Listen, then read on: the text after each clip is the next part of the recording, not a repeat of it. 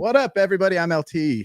I'm an alcoholic addict, or at least I used to be anyway. I've changed my behaviors completely, and now I run a non-profit. What are you laughing at? What's so funny back there? Huh? Was that straight customer service? So we are live today. I got a couple of special guests, Collin and Clay. We will introduce them to you shortly, but I want you to see what Recovering Addict is all about. Hi, I'm Aubrey, and I'm a recovering addict. And before I found this program, my life was not that kind of commercial. Recovering Addict is not your typical recovery program. This one actually works. We work on your bio. That means your body. And your psycho, which is your mind. And social. And that's dealing with relationships. So if you or someone you love... Wait, what about spiritual? Oh yeah, we work on that too. Recovering Addict, Relapse Prevention Center. Visit our website at recoveringaddict.org or call us 801-695-3085. So that's right. We are absolutely free. So if you join Recovering Addict, you call me, hey, I need support. I'm going to tell you, okay, see you tomorrow. Show up at 6 o'clock ready to work out. And we are not going to play around. We're going to call you out on your behaviors because, well, you guys, therapeutic communities, peer support, by far is the most efficacious way to help people recover, in my opinion. No doubt. Because, Absolutely. And it's not really my opinion. I'm like statistically watching it happen before my eyes. And it's honest love, me telling you, Clay, you're being a dumbass. Stop doing that. For sure. Understanding the humility that it takes to go, oh, you're right. And change, boom, things happen. So this is Clay and Collin. Go ahead and introduce yourselves. Hey guys, my name's Clay. I work with the Other Side Academy. I'm also a person who's in long-term recovery, working on close to 7 years now. Never thought that would be possible, but yeah, 7 years. And yeah, just grateful to be here. Grateful for LT and our friendship and the bond that we've been able to build. It's been a long time coming being on this podcast, but we're stoked to be here, and I get to do it with one of my best friends, Collin Cooper. Take it away. So I'm Collin. I've been at the Other Side Academy since 2019. I went there because my life was in shambles. I didn't know what I was going to do or where I wanted to go. And somehow I ended up at the Other Side Academy, and I've been there since 2019 and just love it there. Absolutely love it. Changed my life. So it's funny that you talk about like group support. Yeah. Like at the Other Side Academy, it's all group support, and it's all groups that you get group feedback. So every other rehab and things that I've been to, it's like one-on-one, where you can kind of manipulate the doctor, you can manipulate the therapist, you can manipulate whoever it is that you're talking to make them believe what it is that you want them to believe. Easily. At the Other Side Academy, you're not pulling the wool over 26 drug addicts in the same room with you who you can't hustle a hustler, right? Nope. So can't BS a BSer. Exactly. So, and that's the cool part about Recovering Addict and the Other Side Academy is that, that group feedback. Yeah, I'm trying to do a thing I told you guys at the end of this year during recovery month in September. I'm going to ride my bike like a psycho, 420 miles. And the whole point of that is to get loud, promotionally, draw attention to specifically therapeutic communities and peer supports, because that is, in my opinion, not my opinion, but factually, the most effective way to help people. If you really want help out there, you need to get around a bunch of people that aren't afraid to tell you what to do and tell you what needs to be changed. They say that like the slaps from a friend are better than kisses from an enemy, right? And that's in the Proverbs. So that's kind of what it is. So how'd you get to Tulsa? Like what's up with that? Well, dude, 7 years you got sober. I mean, that's a long story, I guess, how I got to Tulsa, but are you ready for the long version, or are you just ready for whatever? Tell me what you want. My life, I grew up in Murray, Utah. And I had really, really good parents. Both my parents, they struggled a little bit to make ends meet, but they did everything they could to give me everything that I needed as a child, or everything that I wanted. I played sports. And when I was younger, I went through had this weird condition called congenital adrenal hyperplasia. So I went through puberty when I was 5, had the bones of a 13-year-old when I was 6. Dude. What? Yeah, dude, I stopped growing when I was like, I've been this tall since like 4th grade, right? What? Yeah, so I was always You the were guy, like a giant. yeah, I at was the bullying beginning? people, and then when they hit puberty, I was getting bullied, right? So Wow. it was wild. But you know, I just talk about like a little bit about my childhood because I think that's where it all started. You know, at the Other Side Academy, we address those little behaviors. And when you can address the little things from happening, the big things don't happen. So I just remember like, you know, getting off of the school bus, my mom would ask me if I have homework, right? And of course I'm going to tell her no, because I want to watch wrestling, or I want to watch the Jazz game. You know what I mean? She'd ask me like what friends I was going to, and I would lie to her about that. And so it started out there at a young age, just constantly So like you were lying and just a manipulating. mischievous little punk. Yeah, but on the same side, I was doing everything that they wanted me to do. So I was involved in sports. You know, I got good grades. You know, as long as I was doing everything that my teachers and my parents and everybody wanted me to do, then I could be kind of a, I guess, a shithead on the side, dude. Mm. So, I started, you know, I started playing sports, really got good into sports. I think my dad thought I was going to be like the next Yao Ming or something, right? Like, cause I was so tall. So yeah, This kid's gonna keep growing and be giant. yeah. So I'm playing ball, and, I'm playing center, you know, getting blocks. You know, I thought I was like, In I was 4th like grade, right? Creme de la creme, but 3rd grade. little did I know in 12 years, yeah. Swatting them. Stopping Jazz. 2nd graders, man. Yeah. So, you know, Your dad's like, we're gonna get rich. yeah. It's just funny, dude. And you know, junior high hits, and the kids that were necessarily like the same that weren't the same size as me, are starting to be the same size as me. And I started to realize that like I wasn't gonna get any taller. But you know, I was a good student. I got good grades. Was kind of a popular kid. I got, you know, voted most likely to succeed in high school, loudest personality. Got Weird. good grades. Yeah. But and you know, it's funny because, you know, fast forward the tape 10, 15 years later, I definitely wasn't the first one to succeed. I was probably like the last one out of my whole class to succeed, but that's okay. Because the life that I have today is super successful. Yeah. Not just like riches and all that, but just successful for me. What is your definition of success? Gosh, that's a great question, dude. I think success today is, you know, it's funny because in my story, I talk about like, before I got caught, right. And I came to a program right before the Other Side Academy. And I was looking at doing a bunch of prison time. I remember being out on an Indian reservation in Fort Duchesne, Utah, outside of Mighton. I was living in a motorhome with no running water and no heat, no electricity, burned every bridge, you know, committing burglaries, committing a bunch of, you know, just stealing everybody's stuff, right? That's who I was. If your stuff wasn't bolted down or locked up, I was jacking it. Mm-hmm. And that's kind of who I'd become. And, you know, my friends are calling me, my dad's calling me, and they're like, dude, the cops are looking for you. You're screwed, right? And I just remember like I was so close to ending it all, and I wanted to like just kill myself. That's where I was at. I don't think I had the balls to do it, but I just wanted to kill myself. Yeah, and been there. I was so close. And I just remember like looking up at the sky, and I was like, dude, if there's a God, show me. I've never been religious. Living in Utah, it's kind of a oxymoron, right? Yeah. But I just remember just wanting so bad to help, but didn't know how to get there. And I ended up in a cop car 4 hours later, and I'm cursing at God that there's not a God. But, you know, as I started to thaw out, I started to like get my bearings about me. I'm there. I'm in jail for about 4 months, and I start going to like these LDS 12-step programs. I start trying to figure out, you know, what is God?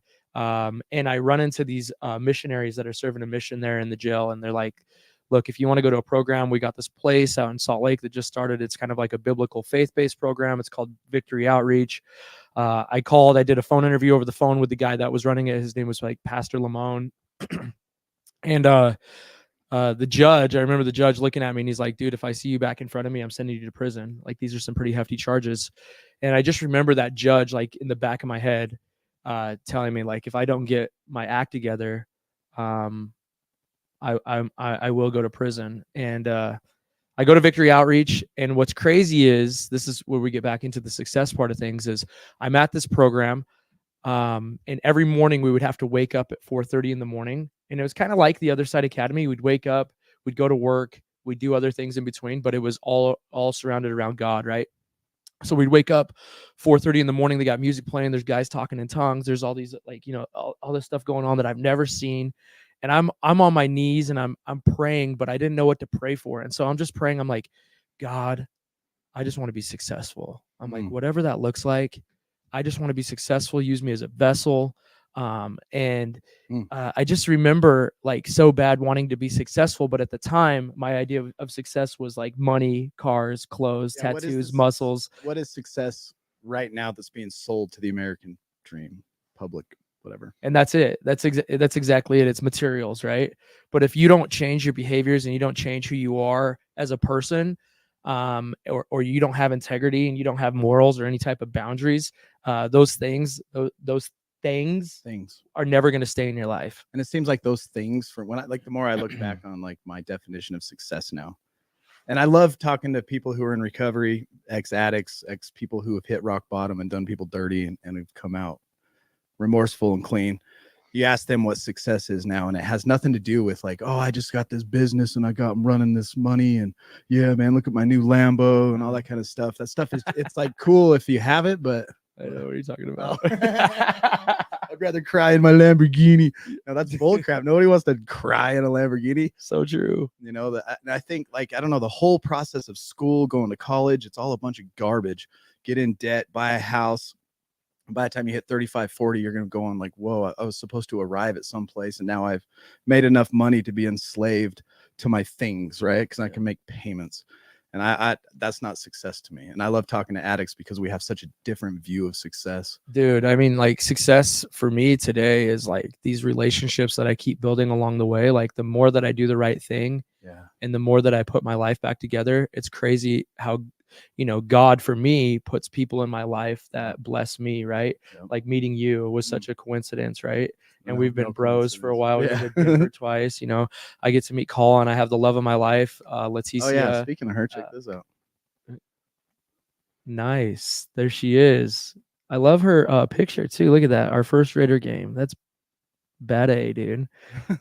So success is exactly that. Like 6 people watching. That's tight, dude. We're getting up there. And our wives and moms, wives, and maybe one person from Tosa. Yeah, my wife's on here. But I think success, dude, is like, what's up, Felice? Success is those people, and success is like the relationships that I have and the people that hold me accountable. And the way I feel inside, the way I feel inside my heart, and the way I feel inside my mind. Like we were talking about, you were with Mo this last weekend, right? And he's like, dude, I get, fog brain, and I can't function after a while. And I felt like that when I came to the Other Side Academy, dude. I literally had like 2 brain cells that were fighting each other for dominance, and they were like trying to beat each other up. And I was like, dude, I thought I was burnt and I was never coming out of it. And, slowly but surely, the Other Side Academy builds warriors and it builds soldiers at life. Yeah. And the more that you practice, like just being responsible day in and day out, day in and day out, day in and day out, you look back after hundreds, if not thousands of days in a row, and you're like, holy crap. Yeah. I'm a boss. Yep. At least I feel that way. I'm not quite there yet. And I don't feel like I've arrived, but I don't think there is a such thing as arrive. I think it's just a continual process of growth. And if you stop growing, you're screwed. Definitely. That's what I feel about me. Joel's also watching, so there's 7. Joel. Yeah, that's what Letty said. And then your mom says, one proud mama, and then Mama. one proud mama right here too. Mama Coop. Whose mom is this? That's Coop's mama. Oh, Collin. So what's up with you? Just chilling. What like you just hanging out? Yeah. It's another day. It's another day. That's what I have today, right? Yeah. Today I get to wake up clean, sober, happy. Yeah. And for so long, like that wasn't even possible. Does it suck being the best looking one on this podcast? Dude. What? You're gonna make me blush, bro. Leticia would disagree. She better. No, like kind of what Clay was saying, like today there's people in my life today that I'm not willing to let go of, right?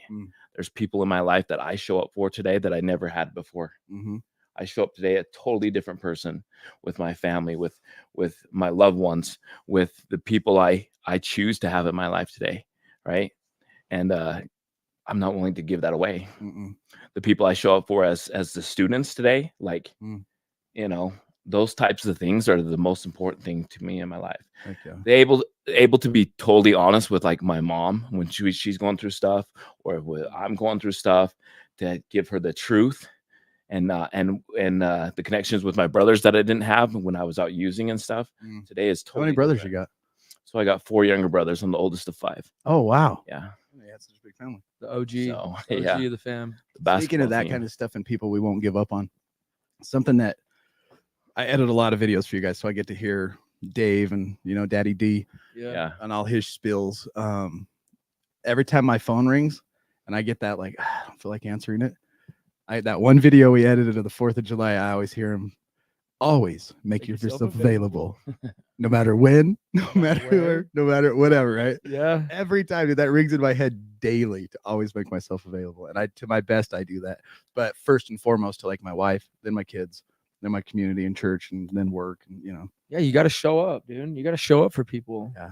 That's like so important, dude. And, you know, Dave's been a huge role model, and we're so fortunate to have, Absolutely. you know, his presence in Yeah, our dude. life, because I wouldn't be half the man I am without his tenacity and the way that too, he dude. leads, dude. Like, I've grown just from knowing you guys exponentially, just in my organization itself. Like the people in my group grow just because of my whatever proximity to the Other Side Academy and you and Dave and Collin. And so, Collin, how long have you been clean and sober? Those words that we're not supposed to use.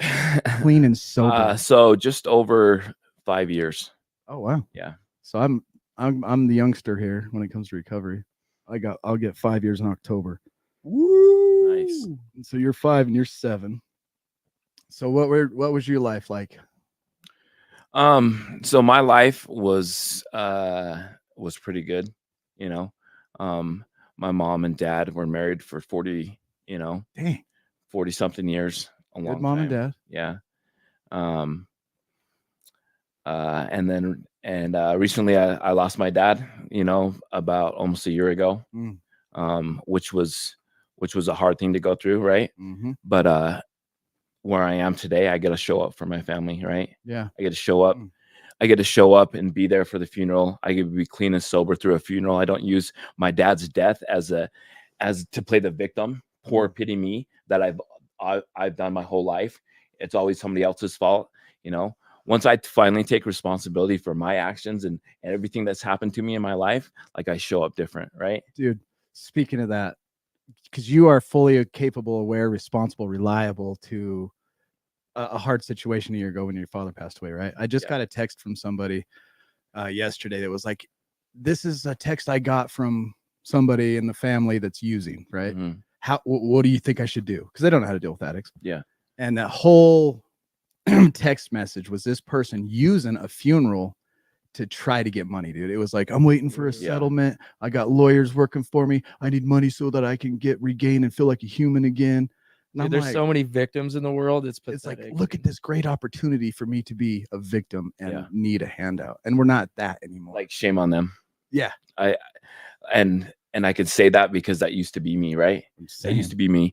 Anytime I went to jail or anything, it was call to the thrift boutique. Yeah, it was call mom and dad or ask them, right? What can I get? I need help me, Gimme, you know, gimme. give me. Always selfish. I lived right here, right? I couldn't see anything else. It was always, you know, help me. And then when they helped me, you know, then it was like turn my back on them. Poof, forget about them. Right. Yep. And so today I just show up totally different, you know. I remember one time I need $200. I just need $200 so I can go to Arizona and get off these drugs. Yeah.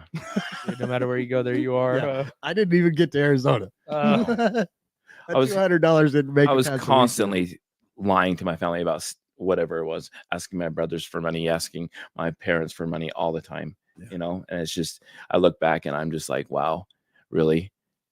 You know, you're 30 something years old asking your parents and brothers for money. Like, how did I get there? Right. Yeah. How did I become this world-class like loser? Is that a moment you had before sobriety? Yeah. And the moment when I really had that moment was when I was sitting on the bench, right? When I get to Tosin, I'm sitting on that bench, the powerful, magical bench that we have that changes people's lives, right? Yeah. And I'm sitting there, my mom's there. Once again, my mom's bringing me to rehab, right? Again, Yeah. you know, I'm 38 years old, and my mommy, right? Mommy. Yeah. Yeah. I need help again, you know, Yeah. is taking me. I'm supposed to be a grown man standing on my own 2 feet. You know, I'm supposed to be helping her out, right? And Dave picked that out real quick. You know, I was on the bench for like 5 minutes when Dave was in my face telling me exactly who I was, right? And for the first, and for the first time in my life, like, I didn't argue with him, because my whole life it was victim. This is not my fault. That's my circumstances. Everything else was a blame, right? Blame game. And for once in my life, I just shut up, and everything this guy said to me was absolutely true, right? And at the Other Side Academy that's what we offer to people, is the truth. 100% of the time, we don't care about your feelings in the moment, right? We don't care about that stuff, because that stuff never helped me. You know, babying me never helped me. But when somebody is truthful with me and tells me the truth always, no matter what, even if it hurts my feelings, but it's going to save my life in those moments, that's what I want. I tell people in our group when I'm giving people haircuts, right, is I don't care if you hate me today, but you're gonna thank me in, you know, absolutely, 5 years definitely. There's been moments in my stay as a student where I was so mad at older students, I was so mad at staff, you know, in those moments, because I was embarrassed of my actions, of what I did, you know. And I'm so glad in those moments I was able to just be mature in my life and go through those, right? You know, because the old me, you know, gave up, quit, right? Would run. And that's what the other side has given me. I showed up as a boy, right? Because that's what we were. If your mommy is taking you to rehab again, you're a boy. Yeah. You know, and then as I progressed, I turned into a man. And now, like, this is what I tell people at the Other Side Academy. The Other Side Academy turns boys into men and men into beasts, right? It's like the most perfect thing at the Other Side Academy, man. Beasts. Freaking love them. So at the Other Side Academy, it's free, right? Yeah. People can just walk in if they need help, and they sit on your bench, and the bench is a portal between.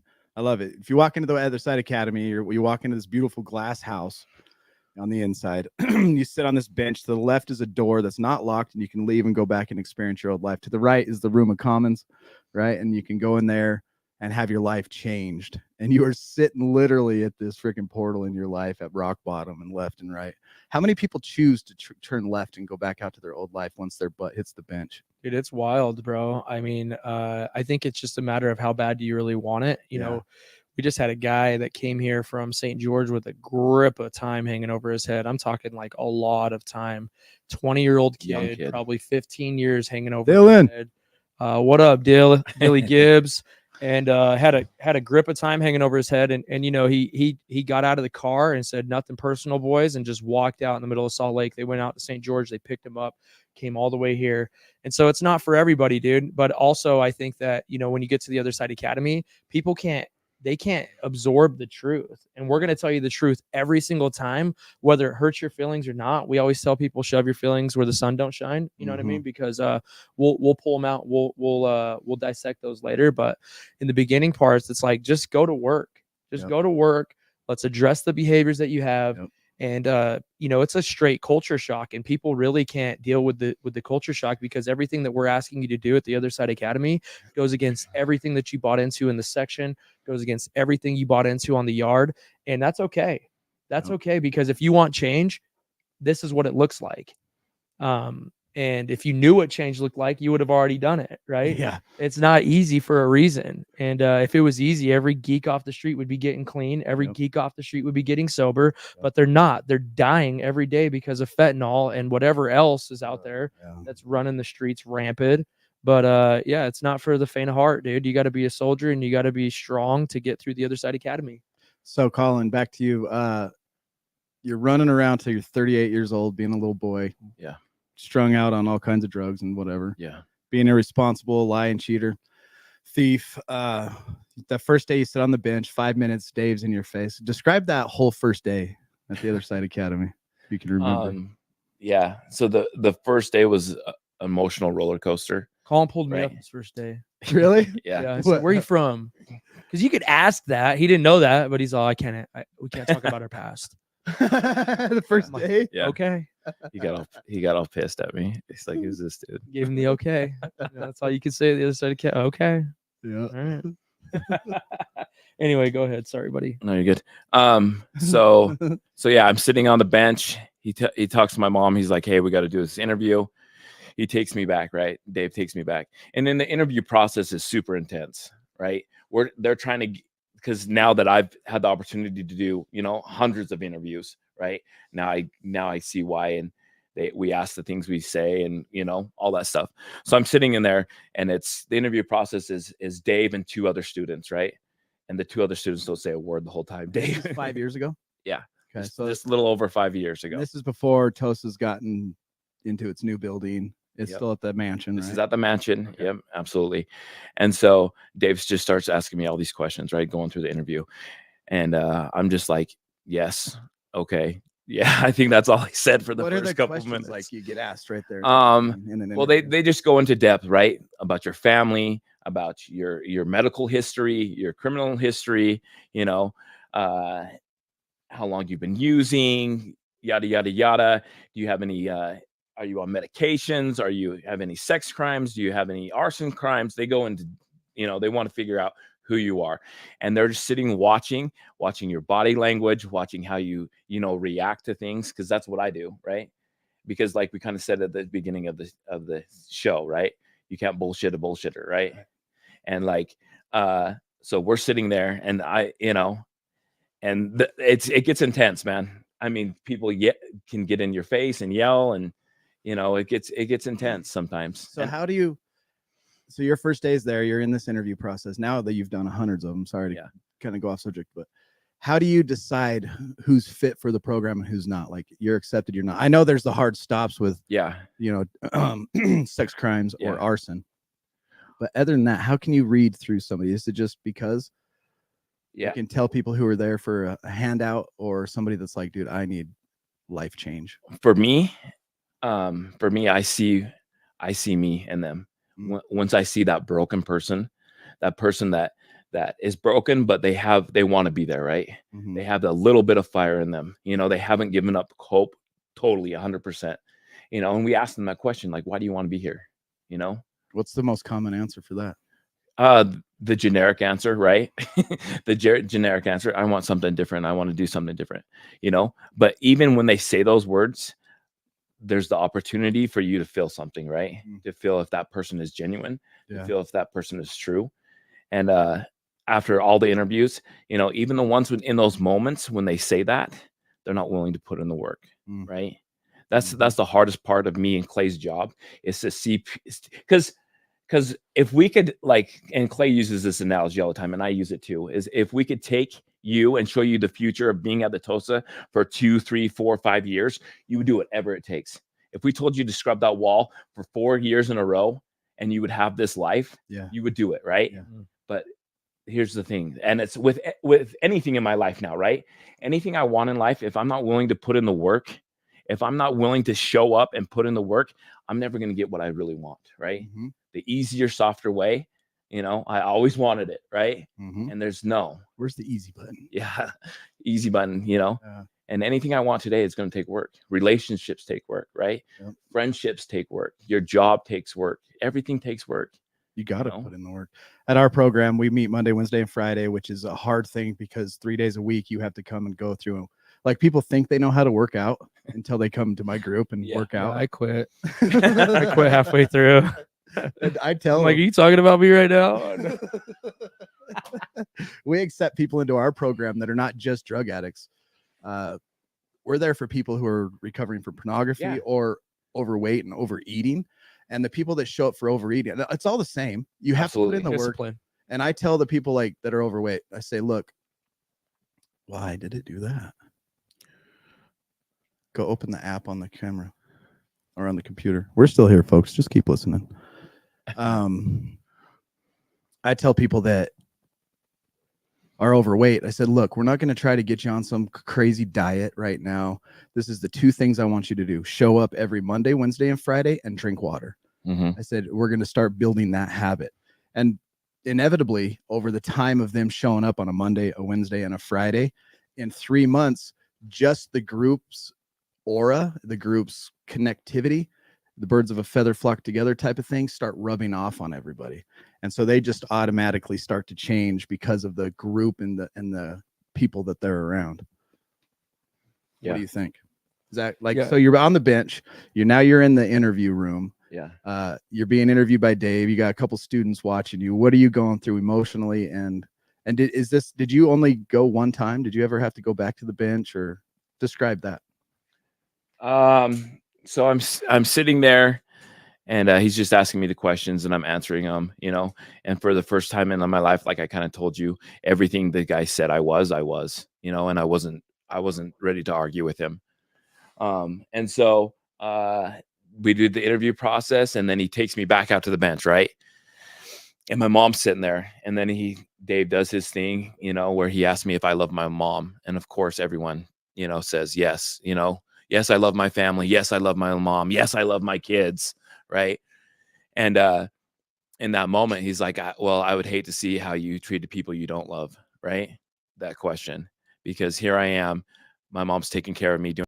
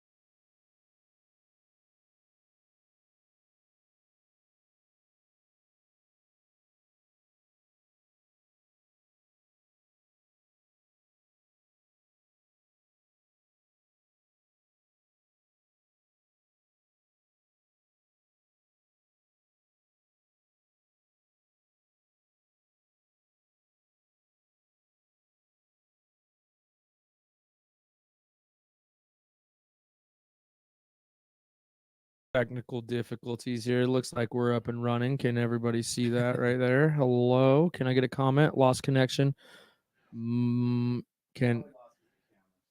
Lost the camera. can't hear. Got connection. Yes. Mama Coop. Hi, Mom. We're back at it. We're back at it again. You guys missed Collin getting choked up. Vulnerability, though, is cool. It's cool to see people actually show emotion these days. You surround yourself all the time with people that before the bench that were monsters, dude. And vulnerability was frowned upon, and so now it's cool to be around people that really, I love when people cry at the Other Side Academy and they show emotion. It just shows that you're human, especially in that interview when you're, I go back to Salt Lake County and do these interviews where I was locked up, 30 plus times. And I just remember that feeling on the other side. And, when I was like 29 years old, I came to like this realization that I was just going to die a dope fiend and there was no hope. I tried multiple programs. I tried CATs. I did outpatient treatment. And it was like, dude, I don't think I can change. Right. But I never had enough of a reset away from the freaking people, the places, the playgrounds, and all the BS to realize what my full potential was. Right. And so the Other Side Academy affords you that opportunity to get away from all of the crap, dude, all of the negative influences and all of the negativity and all the things that you're accustomed to. And you can just really focus on yourself. And I think that was like the huge contributing factor to my success today, was to get away from everything for long enough to realize like none of those people are good for you. And in the moment, that's all you know. Mm-hmm. So that's what you keep running back to. Yep. You keep going and looking for happiness in the same places that you lost it. And you're never going to find it. Yep. You're never going to get it there. I tell people that in our group. I'm like, look, what have you been doing to change? We're a relapse prevention program. So the most people that we get have relapsed multiple times. And like our certifications and our training, Aubrey, Fleece, and I, are to help people who just continue to relapse. And there's all the technical, psychological bull crap, but it's 100% hitting them with the truth and telling them that, look, for the next year, I need you to be here Monday, Wednesday, and Friday and completely change everything. That's everything that's in your mind telling you not to go. Everything that's in your mind telling you resist what we're telling you is what you need to do, because everything you've been doing is why you still are. Like a big thing that I say all the time. I say, if you take your past years and you add up your choices and your decisions, the sum total is you. I go look in the mirror and you're going to see your actions and your behaviors over the last year equals you. Are you fat and overweight? Because that's the last 5 years of your life and every decision and choice you've made. Are you whatever you want to put into those choices and behaviors equals who you are. So for the next 5 years, you have to change the formula. Yeah. New decisions, new lifestyle, new behaviors. That's going to equal a new you. And you don't even know who that new you is yet because you haven't put in the work. So true. That's what I love about the other side of Academy. So you're sitting on the bench, you're going through the interview process. Dave says to your mom, time for you to go. It's time for us to make this boy into a man, right? Yeah. Kind of a thing. Yeah. How long again until you were able to speak with your family? So it's typically 30 days, but I wanted to do something different, right? Yeah. So I didn't reach out to my family, just because I wanted to focus on me. And every time I did ever reach out to my family, it was because I needed something, right? And so if I wanted to do something different, I had to do something different. Yeah. You know, everybody talks about doing something different, but they're not willing to do the different that needs to be done. Yeah. And so I remember being at the other side and not really communicating. I didn't write my mom one single letter. Like after 30 days, you get to write a letter, you know, and I didn't write my mom or my dad or anybody letters. And I remember finally a staff member was like, hey, your mom's just wants to make sure that you're still here. You know, maybe you should say something to her, you know. And eventually I had those conversations, you know, but they were different conversations, right? Yeah. It wasn't put money on my books. It wasn't, you know, any of those conversations, you know. And then once I was there over a year, I was there like 14 months. My parents came and saw me at the other side academy. At that point, did they see a change in you, like out of the gate? Yeah. 14 months, they're like, wait a minute, Yeah. this ain't the same dude. Yeah. Or this is my boy. Yeah. That's probably the kid they remembered when you were little. Yeah. And that's what my mom said. Really? What'd she say? She said, finally, my son's back. Oh, dear God. Yeah.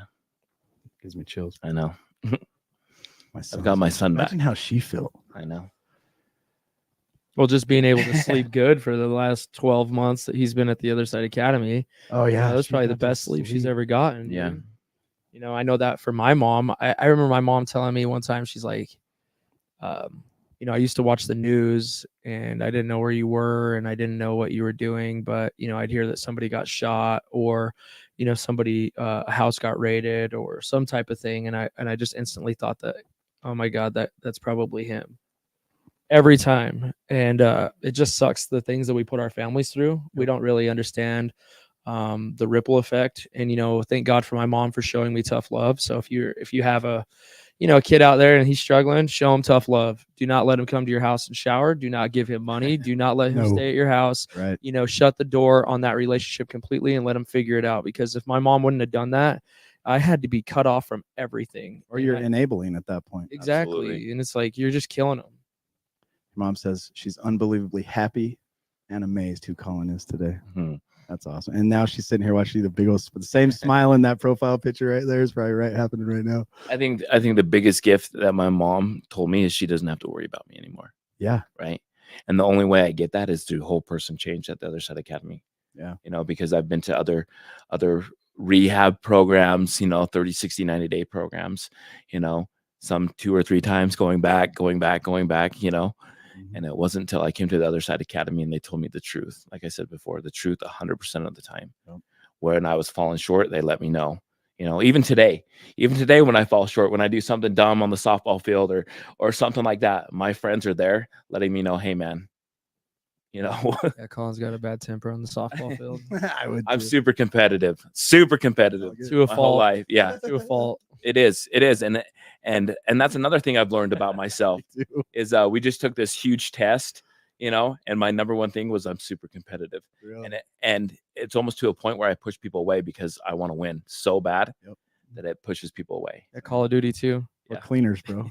Yeah, cleaners. It pushes people away. So it's just trying to find a balance of how I can show up, and be competitive, but at the same time, don't lose that relationship. Or when to be that competitive. Yes, And absolutely. not to. Like, I have a hard time. Like, we play pickleball in our group, right? And I can't play with somebody that can't hit the ball back to me. Yeah. Dude. I'm just like, it's not fun. I go, this isn't fun. No, if I'm playing, we're gonna play till we're sweaty and one of us wins or loses. Yeah. And if you can't keep up with that on me, that's where at fault. He's not fun to play with. He's kind of a dick, like that. That's my fault too. And I need to learn how to go. Okay, it's fine to just dink around and chase balls because they can't hit it to you. But is it though? No. I know.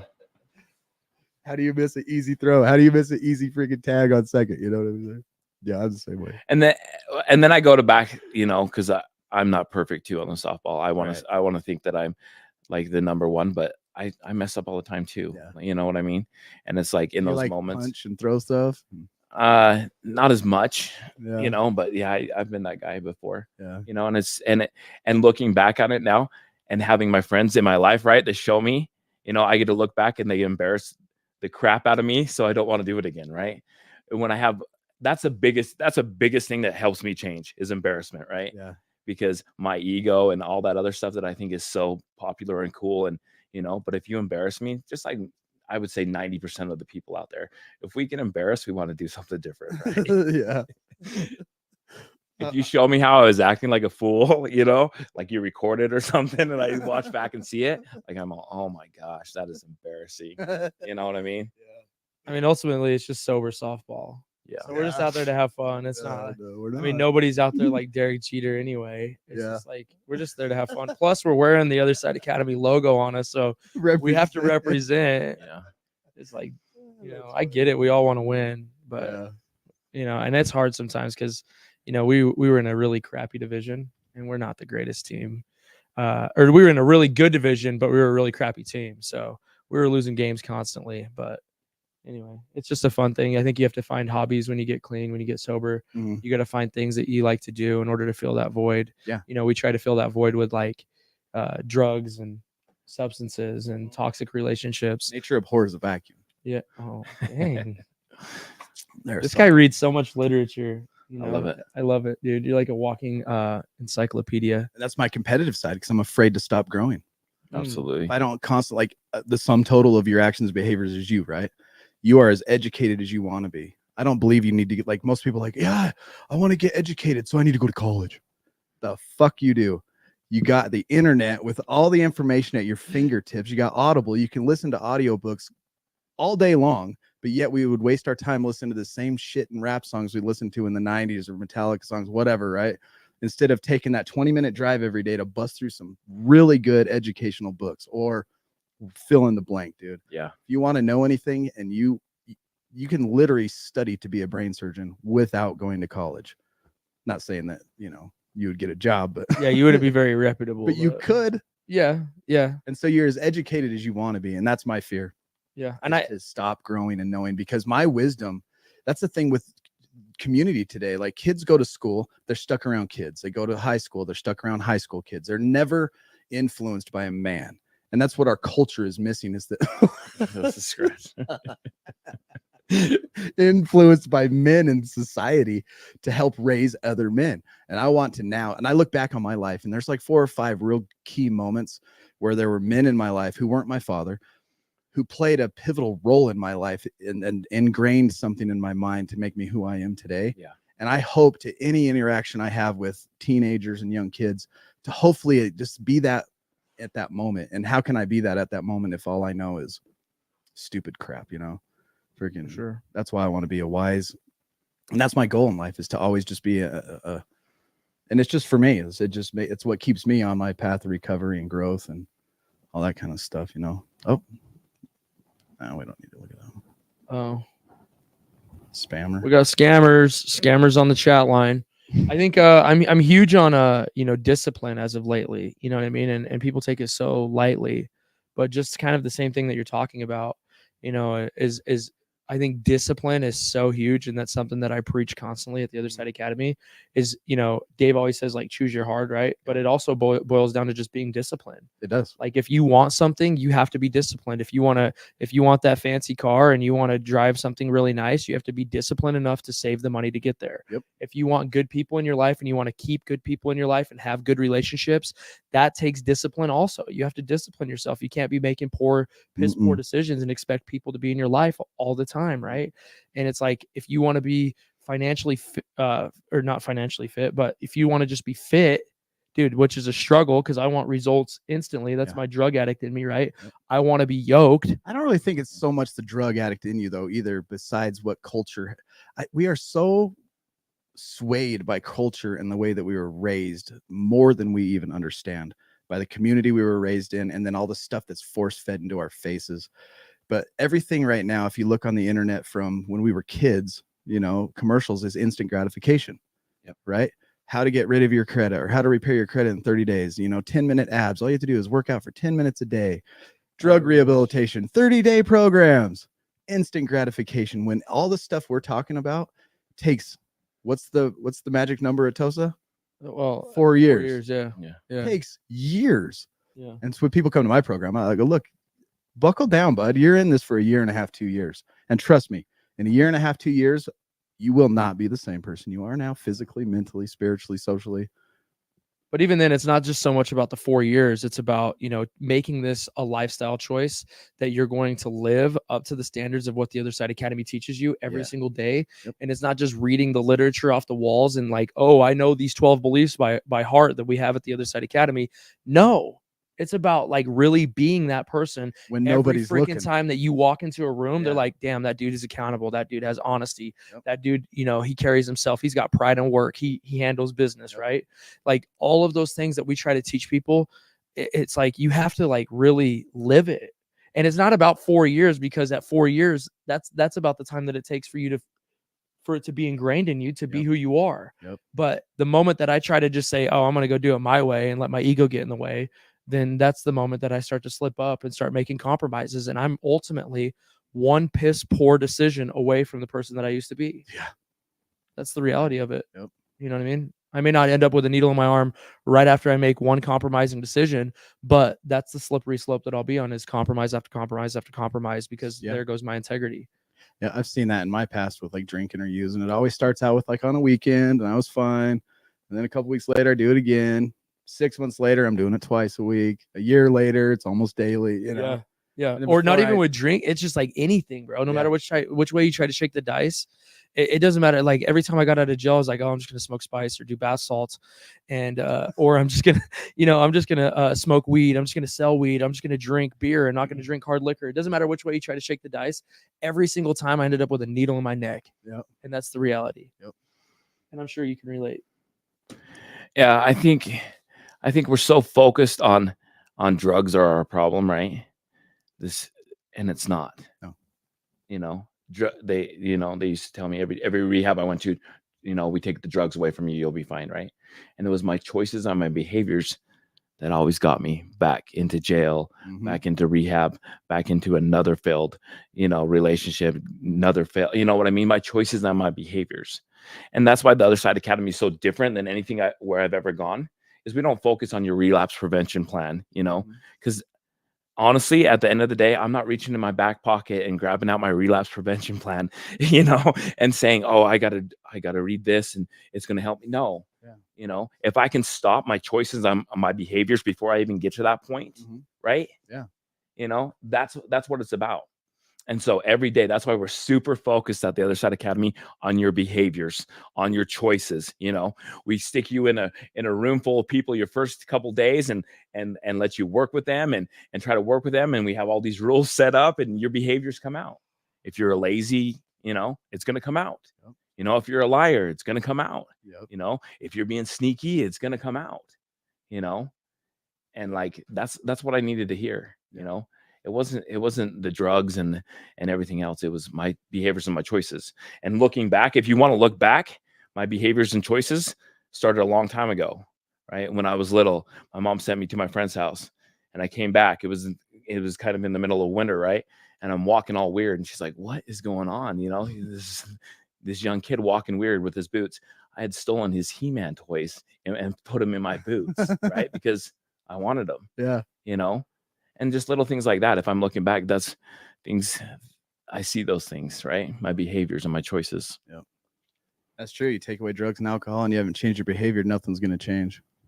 And that goes for anything. I think what I would like to take our message and our experience or whatever to even a broader scope other than just other drug addicts and alcoholics or whatever. Because if people apply this stuff in their life who are normies, because they're living at a mediocre level too and don't even know it, you know, and they're slowly getting overweight and slowly getting all this. And, you know, what just seemed to happen was that it was so drastic because we came off of such hard drugs or looking at 15 years in prison, like, whoa, major change. But people, I would have rather had that happen to me than live in some 9-to-5 job, live in a mediocre life where I'm pretty much miserable, going, oh, thank God it's Friday. Oh, the weekend's here. Yay. Entertainment. I just need entertainment all Monday. Oh, I fucking hate this place. How you doing today? Oh, living the dream. Yeah. All the dumb shit that comes along with, you know, a mediocre, lame lifestyle. Yeah. But we can accomplish more than that now. You know what I'm saying? Definitely. Like, Sorry, I got distracted. Silence over there. I know. Keeping TikTok rolling. Shut off, so I put it back on. Oh, good. Oh, it shut off. Good. Dude. Said it was inactive. So we're all three recovering addicts, getting close to 5+ years for a lot of us. What's your guys' plans for the future? You're both staff members now at the Other Side Academy, correct? So what are your jobs inside TOSA? So I'm part of the legal team. I work with Robin and Leticia, and now a student named Joel. We run the legal team, and it is insanely busy. Really? Yeah, because you got everybody who's writing letters, right? Everybody that's in jail or prison right now writing letters. So people that are in prison or jail can write a letter to the Other Side Academy. And are you one of the people that receive these letters? Yes, Oh, absolutely. Yep. So then you're combing this letter for possible. Yeah, just kind of seeing, you know, where they're at and if they really want to come here, you know, and then we're setting up phone interviews, right? Or face to face. I'd much rather do a face to face interview than a phone interview. Read all those idiosyncrasies and stuff in people. Yep. Yeah. Body language, everything. So I'd much rather do that. So we're extremely busy. And then once they get there, you know, 90% of our population still has court, still has cases popping up, so, you know, that they thought was gone, you know, and so we're doing that. They got a warrant here. They got 4 warrants here. So do you track your students? Gosh, yes. And you're tracking through other counties and stuff that might pop up all over the state, okay. You know, and a lot of people, if they've done one thing here, they've probably done 2 or 3 things other places as well. So a lot of our students come with, you know, warrants, court cases that they never, because we don't take care of them, right? We don't show up. We don't pay our bills. We don't pay our fines. We don't do any of that. Yeah. So when they come here, they're a complete mess, you know? And so these people get sentenced then to you. Yeah. And most of the time, the judge is like, if you can complete the Other Side Academy, 2.5-year program, this is all wiped off. It depends. Like restitutions. Yeah, it depends. It depends on their, you know, what they did. Yeah. But for the most of them, I would say most of our graduates are off paper by the time they graduate. You know, if they stay the 2.5 years, yeah, from APMP. And if they fail the Other Side Academy, it depends. You know, some of them, eventually it's all the same thing, right? But most of them, if they do fail the Other Side Academy, are writing us a letter again. Hey man, I messed up. Hey man, do you think you could take me back? Hey man, come do an interview. We see that all the time. Man, that was good. What was I thinking? Well, because here's the thing, man. Grass isn't always greener. Just because you leave the Other Side Academy, you know, whether you were there a year, 6 months, 2 years, if you didn't get what you came there for, there's just a matter of time where you're going to be back, right? Back in jail, back in another rehab. It's just, that's what we do, right? If you don't get there and get that whole person change. If I don't get there and have the opportunity to not only save my life, but to save Clay's life or to save another person's life down the road, I didn't do what I came there for, right? I didn't get what I came there for. I was talking to a guy yesterday who is in the process of court proceedings, right? And we're there to support him. That's what we do. so he's doing all this stuff up front. Look, I'm in a support group. I'm doing this. I'm doing that, in hopes that the judge will recognize what he's doing. And then, so basically, he's doing stuff right now in hopes of an outcome. Yeah. Been there. And we had a good conversation yesterday. Like, look, when you get to court and all this stuff, you're expecting the judge to recognize, and he doesn't recognize it and smacks you upside the head with the sentence. Are you still going to be on this same path when willing to change? Or is this a smoke screen? What are you really here for? What are your motives? Yeah. You know, and that, like you said, is going to check people 6 months later if they're not getting out of it what their selfish desires were thinking, and instead of just submitting to a whole person change, you know, and letting the outcome happen. It's crazy. It's fun watching people change. Yeah. Been doing this for like 5 years now. Yeah, it's wild. Yeah. That's the most rewarding part of our job at the Other Side Academy, is watching these knuckleheads Yeah. come into the Other Side Academy. You know, 26 average arrests and just a boatload of crappy behaviors that they carry along with them, and a bag of rocks that are, you know, all full of regret and shame and, you know, dirt and doing people dirty. And Yep. and they, you know, they bump their head and they make mistakes, but they have enough grit to stick through whatever it is that the consequences they have that are coming. And you know, it's cool to watch those guys that come in as freshmen knuckleheads become juniors and mentors, and then they're giving the same knowledge that Collin and I gave them at one point, or the leadership of the Other Side Academy gave them, and now they're passing that on to the younger guy. You know what I mean? To the new knucklehead, the new version of them. Yeah. And it's like so rewarding, dude. Like, that's when I say, you know, saving lives is like the new drug, right? Yep. Because that's really it. And you get to watch it every day on a daily basis, maybe like little aha moments, or people going through their own change process. You know, I still today have moments of change where I'm like, man, I really could have, you know, done better in that conversation, or I really could have listened to feedback more in that particular moment, you know, or I could have been more supportive with my wife when she asked me to clean the house, right? Yep. Like, it's like, you know, people get selfish. I still get selfish. I still, you know, do those things personally. And it's just about, you know, recognizing that, laying your head on your pillow every night and just asking yourself where you can get better, or, you know, running an inventory after a conversation and saying, how could I have done differently there? And asking yourself that. And I think it's huge. That's what I always just stress to the younger students is, you know, at the Other Side Academy, there's nobody there that's going to lay out a game plan for you where they're like, okay, here's your strengths, here's your weaknesses, and here's where you need to do better. It's like you have to constantly ask yourself where you can get better, and you find out how you can get better through these these breakthrough groups that we have where people address your behaviors. You have barbers that are calling you on your crap and telling you where you need to, you know, fix this or fix that, or staff members, you know, getting in your Southern exposure, not in the literal sense, but you know, just like talking to them in a way that they've never really been talked to. Yep. We're not going to hug you and tell you everything's going to be okay, because it's not. Yeah. The world is rough. Yep. And if you can't be a soldier and you can't man up and have some thick skin and a tough chin, you ain't going to make it in life. Yeah. That's the reality, dude. So yeah, the world don't care. The world don't care. Don't care what you're going through. No, suck it up, Buttercup. Yep. So getting thick skin. So what do you do at the Other Side Academy? I think what I don't do is a shorter list. Just kidding. Here we go. I'm just kidding. I don't have a big head, I promise. Yeah, ego, right? No, I'm just kidding. You know, I do social media for the Other Side Academy, which I work closely with you to produce really cool videos. So if you guys see any of the cool videos, this is our guy that produces them. We're a team.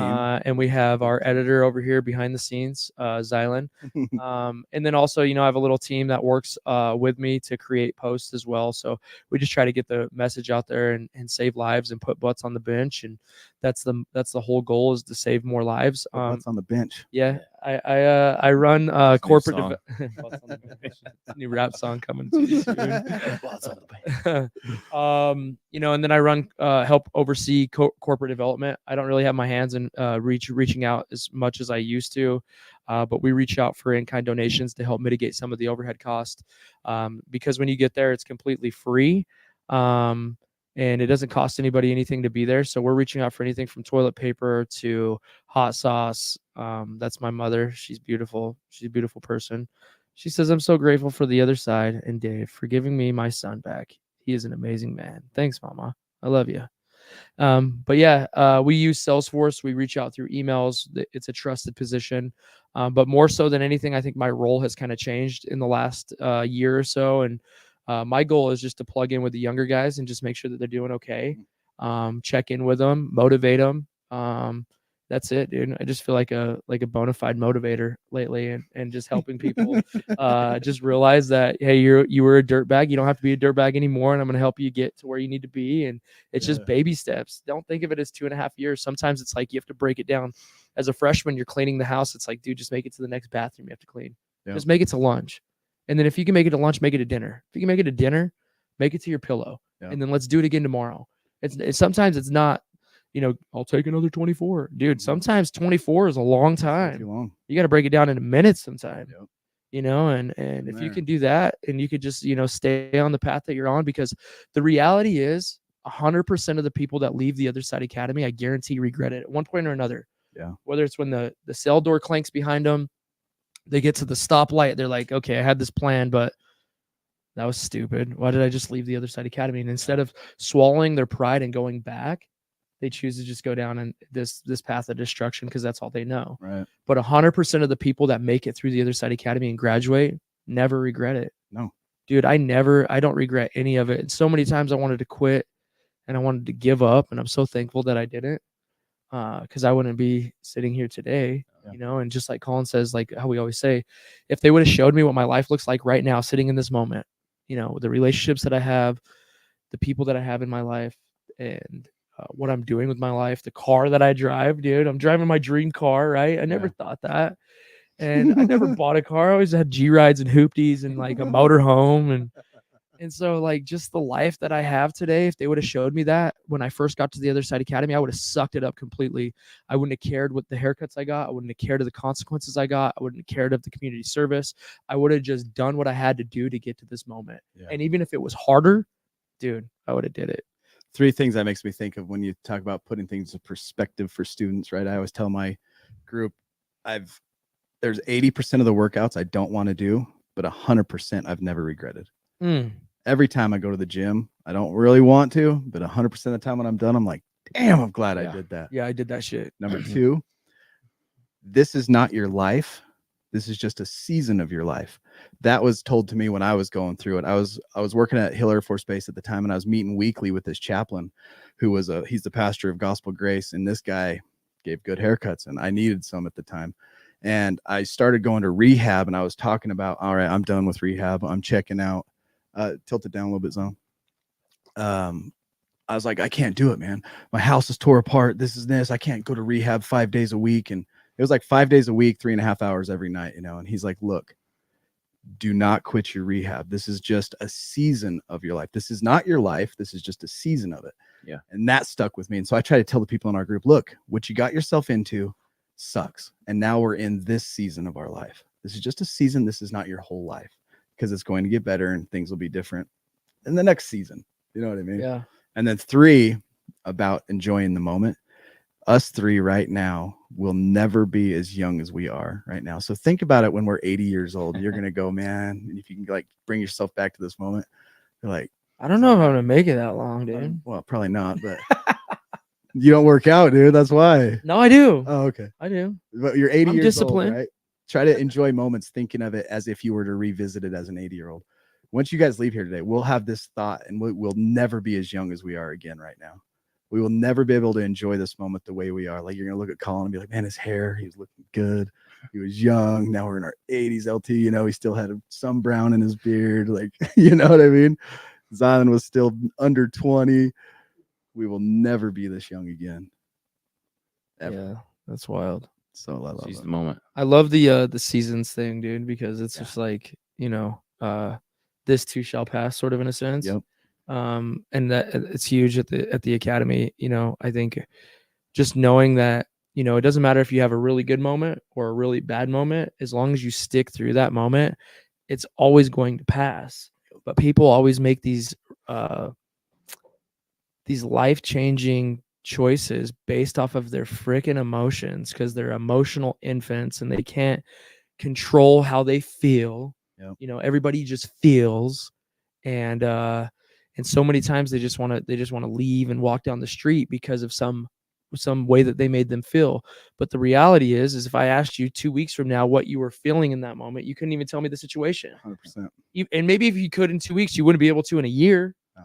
So, you make these life altering choices and you throw away opportunity after opportunity. And at the other side of Canada, it's just about developing emotional intelligence. Stoicism. Yeah. Stoicism. There's a great word. That's the Yeah. definition. Yeah, definitely. I've been able to, as I grow, separate my emotions from my mind. I realize like sometimes I get offended or I get upset or I get angry, and use all the tools, halt and all that kind of stuff. Like, why would I feel this way in that moment about this person? And regardless of the way that feeling feels, because a feeling makes it feel so true, even when 90% of the time it's not. And I'm just able to now, through all my experiences in recovery, think through that emotion and go, oh, okay, this is why. And then using this too shall pass. Yeah. Just chill. And I use this too shall pass if I'm super excited. Like some days I feel like, man, there's nothing I can't do. Everything I'm doing is, I touch it, it turns to gold, and I'm like, calm down. This too shall pass. And then the next day, I'm a failure. Everything's going to suck. Like everything I touch turns to shit, Yeah. This too shall pass. I get it. Learn to ride that just gray wave and just be a badass constantly, stoically. Be happy when you're supposed to be happy and sad when you're supposed to be sad. Yeah. Right. Feel it. Yeah. Think about what you're feeling, but It's don't okay. make any freaking rash decisions. Yeah. Yeah. Or take it out on other people. Or take it out. Yeah. Yeah. I can do that. If I'm in a mood, I'm hangry, tired, I want shit done quick, Yeah. I'll snap quick, just like a freaking bear trap, dude. Yeah. Step in a bear trap around me. So you're what are your plans for the future? What do you guys see your life?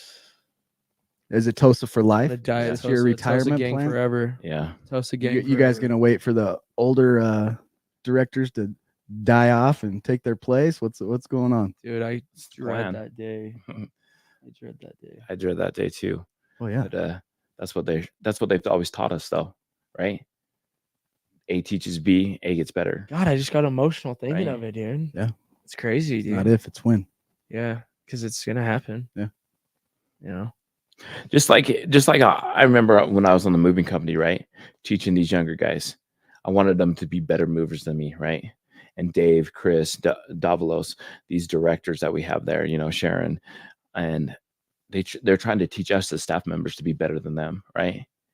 So if that day comes, which it will, we're prepared, and they've taught us everything they know, right? Yeah. And I kind of like Clay, that's kind of emotional because those people have saved our lives, you know what I mean? And eventually, I don't think we give them credit enough. I know I don't thank Dave and Sharon and Chris and all these people enough, and I can do better at that for sure, so thank you. Yeah. This is me pushing myself to be better in this moment is I'm grateful for them. I'm grateful for the people who stayed, right? You and me both. And those are people who went through the program at Delancey Street. Yeah. Yeah. And they stayed the course. They're going to retire one day. Y'all are up next. If you stick, whatever we're just speculating. We don't know what the future holds, but Next generation for sure. Even now, I sit in Dave's office, right, and then all the staff members, and I just sit there like a little sponge and watch Dave like interact with these students, and listen to him, and how he can navigate the conversation and how he can pull truth from these students, and how even with Chris or these people that I look up to, right? Davi, they all are directors, but they all have a little bit different way of handling situations. And it's like, I have the opportunity to pull this from Dave, to pull some of this from Chris, to pull some of this, from, even the women I work with, Leticia and Robin and Clay, other staff members. Like, I'm like, I love how Clay does this. I love how he, pushes himself or whatever it is, dude. Like, I'm surrounded. Yeah. I'm surrounded by superstars every day. Right. Yeah. I'm surrounded with people. We all have the same goal, and that's to be better. Yeah. Right. That's to push each other better. Yeah. Yes, sir. Like, my heart is full today, and I couldn't say that for a long time. Right. There was all these missing pieces. Right. And, I'm starting to feel, there's still some pieces there that I would like to have. And eventually I know that will happen, And I keep doing the next right thing, no matter what. Right? I do the next right thing, no matter what. And eventually, I get. I there. think another thing too, which is cool, is you guys can get stuck in the grind, right? You're there Monday, Wednesday, you 7 days a week, every day. every day. you're in it, Per day. and you can get to like, oh, what is the effectivity of this? You know, where it just seems like No. the days drag sometimes. Never No. have a bad day. No. I love Tosa, bro. Like I am so like committed and I'm devoted. Every day I wake up and I have like the best attitude, dude, because I love doing what I do. It doesn't even feel like a job. Yeah. And that's how it's supposed to be. And I think that, like, you know, just to touch back on like the Dave thing, dude, like we all love Michael Jordan, right? Oh yeah. We love Michael, unarguably the GOAT of basketball. I don't care what anybody There's says. nothing to even LeBron is, debate. Boo boo. Who's LeBron? and yeah, who? LeBron who? Flop. But I just want to point out, dude, that like the mentorship and the guidance that we have inside this therapeutic community with Dave is the GOAT. He is the Michael Jordan of therapeutic communities, Dude. and he is. Well, there will never be. I want to say this, like, you're right. And if y'all are Gen Xers or our age or anything, and you kept up with basketball back in the 90s, the Other Side Academy is the 95, 96, 97, 98, whatever. The Bulls. 92, 93 Dream Team. They're the dream team. The Dream Team. 100%. Like, from the stuff I've been learning, like, I had a huge epiphany, right? My son got in that accident. I was an alcoholic and had to go to rehab. I hit my mid 40s and life crisis, whatever. You sprinkle all that together and boom, and you see the transformation in front of you with me. Started, you know, I got into one company, started a nonprofit, and started another company, and they're all becoming successful. On the way, in the path, I've been studying leadership, business, social media, all these mediums, right? And hanging out with you guys, watching your leadership, Delancey Street, learning where like therapeutic communities come from, being at that summit, understanding it, and actually getting the privilege to go out to Philadelphia with Soul and learning all these things. And even with Mo in California, we went and visited the Other Side Village type place. It's a homeless community. And nobody, even here, we have RB, right? That's similar to the freaking Other Side Academy.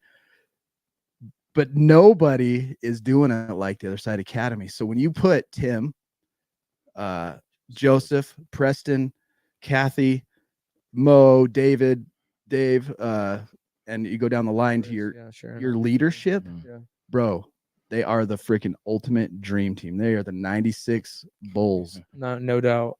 And you know, I that's why Tosa is not normal, bro, when it comes to like how amazing the leadership is. Everything fails or falls on the leadership, and your leadership, and I think it starts with Joseph, dude. Yeah, culture is just I've been reading the books he suggests and stuff, and I see like this trust first process they put into implementation, and like, dude. Yeah, Joseph taught me a valuable lesson. And you know, sometimes he has these heart to hearts. I don't have a great one-on-one relationship with him all the time, but he's always down to give. Tosa is the GOAT. Yes, Denise. Yes. Yes, yeah. Thanks, Mom. But he'll sit down and just have these like little one-on-ones with me. And the lesson that he gave me in leadership was you need to know when to blow things up. And if you can take the same amount of effort and energy and put it somewhere else and get better results. You know what I'm saying? And he's like, that's why Tosa is what it is today. Because, you know, we used to have a food truck where the food truck, it wasn't about, you know, yeah, it was a source of revenue to generate revenue, but were the students getting what they needed to get while they were there? No, they were out all day working. They were, you know, they weren't being able to partake in groups and do what they needed to do. And so you have to notice something and notice that it's not working and blow up the process. And that's why the Other Side Academy, I think, has gotten so dang good at what they do. Is if something's not working, we're going to find out what it is, and we're going to fix it. And we're going to fix it, and we're going to address it and learn to quit. Yeah. They always say a winner's never quit. Was that Tom? Who's that famous football coach? One of his Lombardi. Yeah, one of his famous things: winners never quit. It's not true, dude. They know when to quit and what to quit, and where to refocus their effort on what's being successful. That's just find a better way to do something. Yeah, you know. Dang, we've been at this for a minute. Hour 13. Thanks everybody for tuning in. This is freaking awesome. Yeah, thank you guys everybody. are fun to talk to. This is fun. This is a fun podcast. Shout out to all 8 members with the 8 likes we got up there. That's pretty tight. You guys got any questions you want to ask these fools? Goals. Like Questions. Don't say that. Questions. out Nobody. there, if you do pay attention to basketball and you're like, yeah, LeBron James is cool, just tune away right now. Go ahead and log off. And it's wild. We talk about just like the leadership team, and Lola and Steve that went out and started. We Yeah, Lola replicated and the model Steve, I out forgot in, to say in their Denver, names, too. Colorado, and Blowing up. they're killing it out there. I think that's Ashley? probably a bad term to use when you say we're saving lives, killing it, but they are doing a phenomenal job with what they've been able to do. We just started our furniture boutique out there. Ashley Uden was a graduate of the Other Side Academy, and she stayed loyal and stayed loyal to the course out there. And so, just to have these this influence, it was like, Dave says it the other day, and it was like it had me stuck. But it was lightning in a bottle.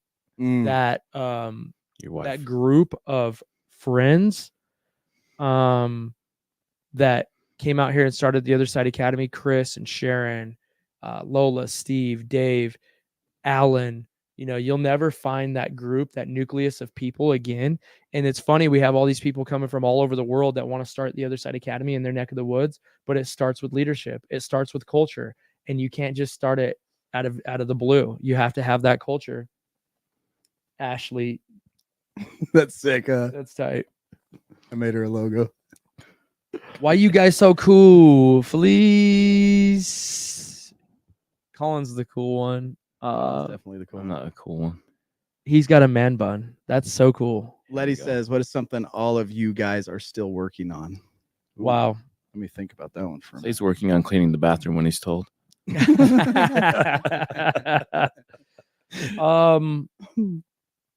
I think humility is a huge one. I think in order to change, you have to have humility and you have to be able to listen to feedback.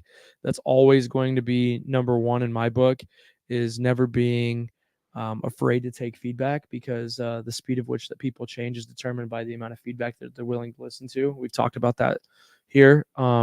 And also, I think for me, maturity too. I'm still working on being mature. It was a huge thing that I was working on as a student. It's a huge thing that I work on as a staff member, and knowing when to separate being childish and childlike, right? And so I think maturity is also a huge thing that I'm working on. Savage Freedom says real quick, "I'm coming up on 2 years sober, and every time I talk to anyone from Tosa or watch some of their videos, I want to go. You guys are awesome and admire what you do for people in their community." Wow. Heck yeah. Congratulations, Freedom. Savage. Good for you. Good job, man. See the Good job on the logo? 2 years. Y'all rock. Great podcast today. Thank you. Wow. Thank you. What's something you're still working on, Colin? Taking things personal. Whether that's a student that leaves. I don't like your shoes. Well, they're Jordans, bro. Just kidding. Thunders, baby. Get on my level. No, personal, taking things personal, and I bounce that back and forth with other staff members, and because I always want to see where I could do better, like Clay was kind of talking about. If a student leaves, like, oh man, maybe I could have done something better, and at that point, like they chose to leave, right? Yep. And then the maturity part is always, Yep. I think a little piece of us still has to have to be immature, to just be who we are. Like Clay, there's that piece of him that's immature that we feed off of each other when it's appropriate. You know what I mean? Yeah. And Like our and trip to and, and Denver. you and all three of us, we can get together and just have fun and laugh. Yeah. I don't know if that's so much being immature or if that's just life. Yeah. I think that's good stuff there. You have to have that. You have to have balance in everything, right? Balance, whether that's, because even at work, if we're so involved with work all the time, 24/7, and are so like angry, like trying to get feedback. If we don't stop and take our own advice or take our own feedback, like, what are we doing? You gotta let stuff sink in, think about Yes. it, play it out for a little while, and then reactivate. Yeah. Yes. Dude, that trip to Denver was one of my favorite trips I've had in I love years. I love going. Definitely. We Dude, need to go like all this, like at least I haven't once or laughed- twice a year. Yeah, I haven't laughed that hard for reals, like oh, shoot. Yeah, because you guys picked on me the whole time. Oh, you dished it out. Just Oh, as here we bad. go. Here we go. Victim. He's a victim. I just want to extend to Savage Freedom. If you ever want to come by for a tour, if you want to come see what Tosa's doing, come by, ask for me. I'd love to show you around. We're an open door facility, so you can come by anytime. Bring the whole fam, Heck yeah. and I'll show you around, give you a lay of the land, and we can chop it up. Word. So, One thing I'm working on still, I think, because I'm looking for growth in every area, right? I'm trying to be the best I can be physically, and I'm probably in the best shape that I've ever been in my life as possible for 45 years old. Okay, look, that's Steffi. I didn't want to say your name without your permission, but y'all know Steffi. Oh, you've already been there, yeah. Steph. Oh, great. I didn't want to call her out on live stream unless you said it was okay. Love Steffi. Yeah. Is I think where to focus my attention, because when I think about the companies I'm involved with, I think about my group and all the members. I think about my church and all the people there that I love. And then I go look at my kids, my children, Xylan, and then I look at my wife. And like, where should I really be pouring out my life as the wise leader, right? As a man, I'm the leader of this stuff I'm doing. I put myself in the position. I believe that's the order biblically. And so I think I need to be pouring it out in my wife and my kids first, because if my first mission field, I can't run properly, I have no business trying to help somebody else in their lives. Yeah. You know what I mean? So I'm trying to just keep that priority correct. And every day it's changing. It's getting better, I believe. The further I'm practicing this, but is to pour out into my wife and then into my children and then into Recovering Addict in our church, and then down the line in like RA Studios and the work I do there, and then the less meaningful tasks of life after that, you know. Where do we fall into play? You guys are up in a family area, bro. Okay, like, tight. fucking- Tight. Just had to check. You just had to make sure we were still on that level. Oh yeah, 100%. Like you guys have no idea how much I love you too, like at all. The feeling's the same, my friend. Absolutely. We love you too. Yeah, just grateful to be here, dude. Me too. But there's a lot of lessons to learn in that too. What you were just saying, you know, it's just like not taking on too much and knowing when you're taking on too much and when to have boundaries with people. Yep. And not spread yourself thin. Yep. And being able to balance, like Collin was saying, Yep. all of those things that you have to do. It's important. And to ask for help, Yeah. you know? I have a hard time asking for help because I don't want it to be done wrong. Yes. Right? There's my self-important yes. ego. Another thing that's making me want to put my life. And if you guys watch the Other Side Academy videos, we had an editor who I was sending who just got really involved in our RA Studios team, and he just died the other day. So the work that's being posted on the Other Side Academy's page is his last work that he ever did, which is for you guys, you know. Phenomenal work too. And he was doing such a killer job. Yeah, he was killing it for sure. And that makes me want to not spread thin and put my priorities straight into like, okay, wait a minute. Quit saying yes. I say yes to everything, dude. I can't help it. I don't, you know what I mean? Somebody says, hey, you want to do this? Yep. Hey, you think we can do that? Yeah. You know, I need to learn to start going, no. And that's another thing I'm working on, I guess, saying no and asking for help. Yeah. Hmm. Especially as a especially as a leader role, like you think you have to do everything, right? Yeah. Whether that's a father or a mother, or that's you're running your own business, you know, whether you're a staff member at the Other Side Academy, like we still go through stuff. Yeah. You know, 100%. and to ask for help, you know, that is the biggest strength. You know, because if I didn't ask for help to come to the Other Side Academy, I wouldn't be here, right? If I don't continue to ask for help, you know, because I still struggle with things, you know, Clay still struggles with things, you still struggle with things, but we think we're in this position that we can't ask for help. Like we've come so far. I should be better than this. I should know how to get through this, you know, and let everybody down. They're gonna think I suck. And it's like, no, man, like maybe I've been through this similar experience a month ago, but you don't know because you never talked to me about it. Yep. You know, and that's why it's so important that it doesn't matter, you know, continue growth, balance, hard work. Should we wrap this up, or you guys want to go on to another question? It's on you, bro. It's on you. I got time. So They'll probably get bored on the TV though, on the Facebook. Yeah, what do you guys want to hear? I see in the recovery community, I'm involved with a lot of recovery places now, Yeah. and I'm watching it, I'm reading, I'm studying. I've been through some of the peer support relapse prevention trainings, all that kind of stuff. And there's this push coming from above, whatever that is, to be kinder and softer and weak and woke, and to say soft, easy words because we don't want to hurt their feelings. And then there's this other side, the Other Side Academy, Recovering Addicts nonprofit, right? Because we're no different than you guys. Yeah. We call ourselves a relapse prevention program because what we do is we change your behaviors, and that's how you prevent relapse. Like, that's Yeah. what we do. And we give it to you straight and hard. And I don't care about using the words clean or sober or dirty needles or living a horrible lifestyle, or else just calling people what it is. That is wrong. That is morally, sinfully wrong, what you just did there. There's no justifying that it's okay, you made a mistake. No, you fucked up. That shit was wrong. There's that way. Then there's the softer, kinder way that's being pushed on us. What are your thoughts on all that? I mean, when you look at my life, right? In and out of jail 30 plus times, stealing people's stuff, constantly being a nuisance, and just Dennis the Menace to the community. Like, how are you going to tell me, like, after 17 years of chaos, criminality, and bad behavior, that I get to a program and they're going to tell me that everything's going to be okay and they're going to hug me to death? Dude, that's not going to work for me. Right. It's not going to work for a guy who has 17 years of chaos around them. Right. I will manipulate the crap out of you. Yeah.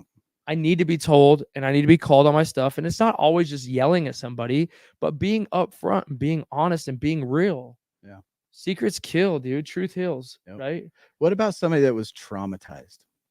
Dude, I was traumatized too. I look at my dad for an example, right? He's in his late 70s. Yeah.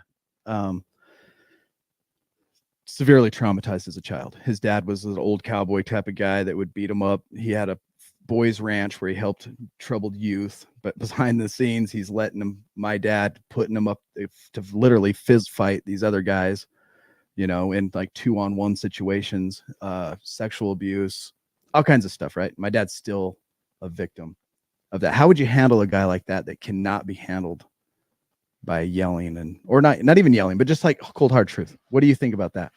Well, I'll tell you this, dude. I got my opinions too. When I was 5 years old, I experienced some pretty sexual trauma, right? And there was a neighbor kid that was extremely older than me, and I went through my set of struggles. I went through my set of things, right? Yeah. And the decisions that I make when I'm 20 or 25 years old, when I can make a conscious decision to do the right thing or to continue to be a victim, that's totally on me, dude. At that point, I'm not going to continue to drag past trauma through my life and saying that that's the reason why I'm this, that, and the other. No, I'm old enough and I'm wise enough to be able to make smart choices and to be able to have a conscience, but I choose to drag that. No. Right. That's BS, dude. Yeah. I think about my dad in those situations, and it's like, I feel sympathy and empathetic towards what he went through, because we can't, the cards were dealt or the cards were dealt. Yeah. But there comes this point in your life where, like, they always say, like, if I would have known that was my last sleepover, if I knew that was my last riding my bikes with my buddies, I would have enjoyed it more. There comes this day where it's like, okay, that is the last day that's not affecting you anymore, but your choices are now what is affecting you. Yeah. And right there is where the correction and things need to be made, because that sucks that happened to you. And I don't want to minimize that, but now the lifestyle you're living and where, like, my dad is 100% his fault.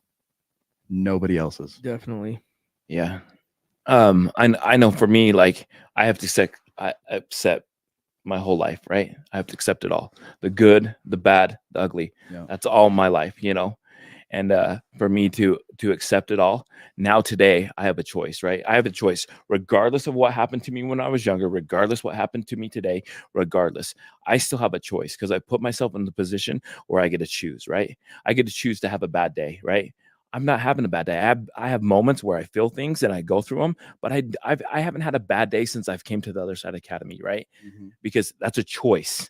It's a choice to live in depression, for at least for me today, right? It's a choice for me. I can sit, woe is me, play the victim, or I can say, what can I do? What is the solution? What can I do to get out of this? Do I go to talk to somebody? Do I make it about somebody else? Do I do this? Do I do that? What do I do? Because today, like, for me, like, I don't want to live in the problems anymore. I want to live in the solutions. Yeah. Right. Yep. And that's where I go, whether it's whatever it's going on with me, like, and sometimes I just want to fix things so fast. And it's like, sometimes it just needs time to heal. Right. Yep. And it's okay. Yep. To sit back and be okay with the time. Right. And for me, because I'm me. I want it fixed now. I want to do it. You know, I want everything fixed. Yep, me Right. too. And it's okay to sit back and feel sometimes, you know, even though some of those feelings are hard and emotional and things, but it's okay to sit back and just feel for a minute. Yeah. You know. So at the Other Side Academy, when somebody, because I think based on the trauma experience, I think the truth always needs to be told regardless of what you went Yes. through as a child. And I think you're doing an injustice if you don't tell somebody the truth. Yes. You are part of the problem with that person if you don't tell them the truth, you know. Yeah. And I think you guys would agree with that. But you know, a lot of people who have had the deeper traumas than we could understand are going to take longer to process. How do you guys deal with somebody that is like, you know, like me and you, Colin, we kind of are just like, rah, get it done. Yeah. And then there's other people that just kind of need more time to just let things marinate and settle. But they still get the change. It just takes a little longer. Yeah. How do you deal with those two different types You of show up for 'em. personalities? No matter what. Yeah. They're having a bad day. They call Yep. as long as they're making progress, I would guess, huh? Yeah. As long as they're like Clay uses now, as long as you're 1% better than you were the day before. There you go. Right. Yeah. Or 2%, as long as you're can see the goal or are trying to do something different. Because if you're depressed and you just sit and be depressed, like, how is that going to help? Right. You know, you have to do something to get you out of that. Yep. You know, actions, whatever that looks like for you. As long as you do 1% better than you were the day before, like that's why we're so long. You know, if you know, Clay talks about it all the time. If you do 1% every day for the 2.5 years you're at the Other Side Academy, look how much percentage you are better than you were the day you showed up. Yeah. What is I the love math on, that. like after a year, it's like 34 point some percent. Well, I Yeah. mean, there's 365 days in a year. You'd be 365% better than where you started. Yeah. 1% a day. Oh yeah. 1% a a day. Yeah. We're a 2.5 year program, dude. You're gonna be 1,000% better than what you were. Yeah. And then eventually, if you're anything like me, you start getting addicted to change. You're like, Ditto. wow, I never knew that I had this much capability. I never knew that I had this much influence or this much purpose, right? Yep. And it's like you start getting addicted to change. We got a dude in our program. He's been there over a year now. And when he showed up, skinny, frail, gray, you know, how a heroin addict looks, couldn't pick up 15 pounds, barely, you know. Did you just point at me? I might have. I think he slipped. Whatever. You guys are haters, dude. Cleaners. Don't get it twisted, Yeah. dude. So anyway, he's a year and a half into our program. Totally different kid. You wouldn't even recognize him if you put a picture next to him. Strong, fit. He's climbing mountains with 80-pound backpacks, climbing and scaling rocks. And we like David Goggins in our group, right? Yeah. Listen to David Goggins all the time. And he loves to kayak now. And we do like a move called the clean, right? He grabs his boats, looks at his girlfriend, who's gonna carry the boats? And cleans them on top of his Jeep and straps them down. It was sick, dude. Just like year and a half ago, he wouldn't even have been able to go kayaking, let alone own a Jeep, buy kayaks, and have the strength to throw them up there on top of his. It is so sick. It was just a great moment. Dang. She says, I think Clay is buff. Thanks, Let's He is buff. I'm in between two haters right now. Buff and stuff. Buff and stuff. Better than I was talking about Golden Corral. Dude, it's garbage now. Trash. We went there for my birthday. Remember? You went? Yeah. I don't go to like Golden Corral anymore. Yes. I can't hardly eat anything unless it's You didn't like, go there for your birthday? Yeah, we did. 2 years ago. I did. When I had the crown. Oh yeah. You were there? Yeah. You were? Hey, they got me good, dude. They surprised me. You That were? was going to be. I don't remember you being there. He was there. Really? In Memphis. Yeah, we were there. I can't remember. Did we The get you a long-term present? effects of drug use. Those are right those here. brain cells that we There were we go. talking I remember about. The Dory effect. Yeah. Hi, I'm Dory. Oh, dude. Oh, that's awesome. It's been a great podcast, bro. Dude, yeah. Or I think whatever we you should call do this. more. Yeah. Kelsey says Chuckarama. I guess. I mean, I'm not really on a I- buffet kick. Yeah. I call that one up Chuck Your Grandma. Hey, Wow. that's, in our family we say that too. That was my grandparents' favorite place. Every anniversary, they would invite all the grandkids.